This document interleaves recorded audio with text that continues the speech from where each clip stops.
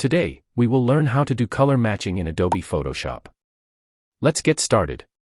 First, go to your files and drag an image from the folder into Photoshop, then click on the check mark. After that, go to your files again, drag your second image into Photoshop, and adjust it as needed. Adjust it with your editing preferences.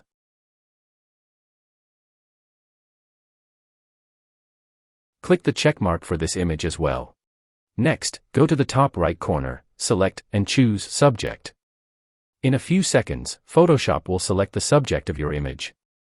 Then, go to the bottom and click on the Mask option to remove the image background. Now, go to the bottom and click on the Curves option. Make sure to click on the Adjustment Layer icon. Now click on this option. Then click on the three lines, and choose the Auto option. Choose this option to find dark and light colors. You will then see three options: shadows, midtones, and highlights. With the help of these, you can change the colors. First, we will change our shadows. After selecting shadows, click on the darker areas of the image, like I'm doing. Now, go to highlights and choose the brighter areas for the highlights color. Double-click to confirm. Lastly, click on midtones and double-click on a midtone area.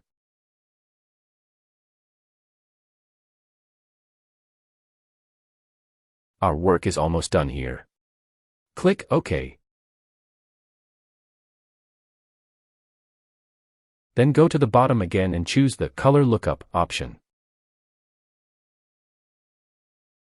Here, you can select the Crisp Winter look. Now, go to the blending mode and choose Soft Light.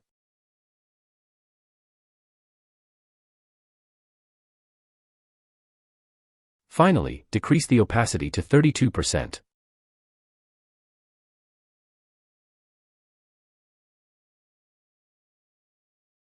Bingo! Our work is done.